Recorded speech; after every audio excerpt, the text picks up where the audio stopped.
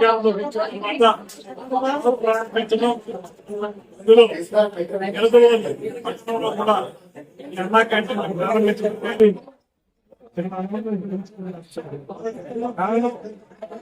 పేద ప్రజలకి పట్టినట్టు పెట్టాలని అన్నార్థుల్ని ఆదుకోవాలని ఆకలితో ఉన్న వారికి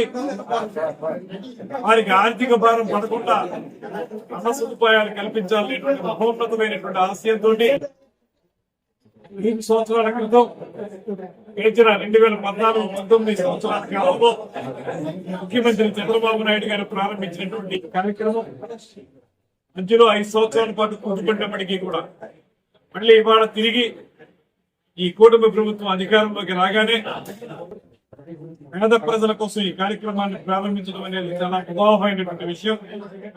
ఈ విషయంలో ముఖ్యమంత్రి గారికి, ఉప ముఖ్యమంత్రి పవన్ కళ్యాణ్ గారికి ప్రత్యేకమైనటువంటి ధన్యవాదాలు తెలియజేస్తూ, అదేవిధంగా పై నుంచి సహకరిస్తున్నటువంటి భారతీయ జనతా పార్టీ వారికి ప్రత్యేకమైనటువంటి ధన్యవాదాలు తెలియజేస్తూ, ఇవాళ 5 రూపాయలకే క్వాలిటీతో కూడినటువంటి పూరి, ఇడ్లీ, వాటితో పాటు సాంబారు, కూర, కారపొడి ఎన్ని కలిపి కేవలం 5 రూపాయలకే పేద ప్రజలకి అందించారు. అదేవిధంగా మధ్యాహ్నం భోజనం కూడా 5 రూపాయలకే భోజనం ఏర్పాటు చేయడం. దీనికి సంబంధించి పేద ప్రజలు బాగా వినియోగించుకున్నారు. గతంలో అప్పుడు కూడా వినియోగించుకుంటారు అనేటువంటి ఆలోచనకు వచ్చినటువంటి జనాన్ని చూస్తే కలుగుతూ ఉంది. ఇది కూటమి పార్టీలు ఎన్నికల సమయంలో ఇచ్చినటువంటి హామీ. మళ్లీ అన్న క్యాంటీన్లు తిరిగి ప్రారంభించి పేదవాడికి అండగా నిలబడతాం, పేదవాడి ఆకలిని తీరుస్తాం అనేటువంటి మాట చెప్పినటువంటి ముఖ్యమంత్రి గారు దాని అధికారంలోకి వచ్చిన వెంటనే సానుకూలపరచడం అనేది మన అందరం కూడా గర్వించదగ్గ విషయం.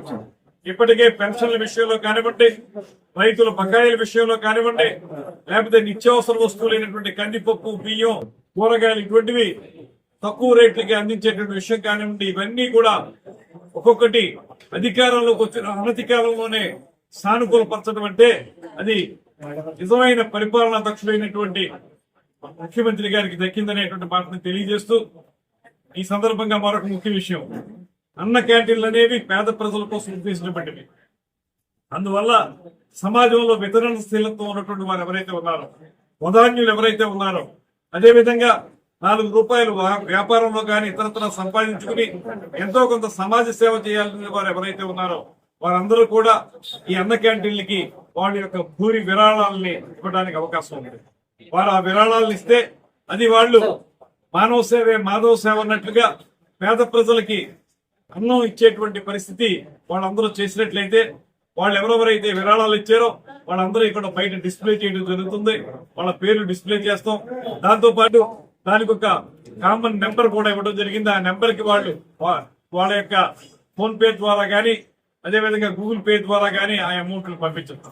ఇది మనందరం కలిసి పేద ప్రజలను ఆదుకోవడానికి చేసే పని. దీన్ని దయచేసి ఎవరో రాజకీయం చేయొద్దనేటువంటి మాట.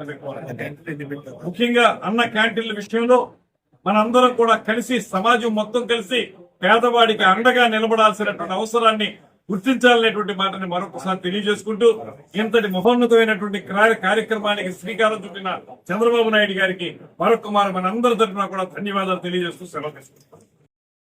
అది మొదట పెడతా, రెండో పెడతా, మళ్ళీ పెంచుకుంటూ వెళ్ళి రాబోయే రోజుల్లో మొత్తం రాష్ట్ర వ్యాప్తంగా ఎక్కడెక్కడైతే అవసరం ఉందో అన్ని చోట్ల కూడా అన్న క్యాంటీన్లు ప్రారంభించడానికి ఒక ప్రణాళిక ప్రకారం ముందుకెళ్ళాలి.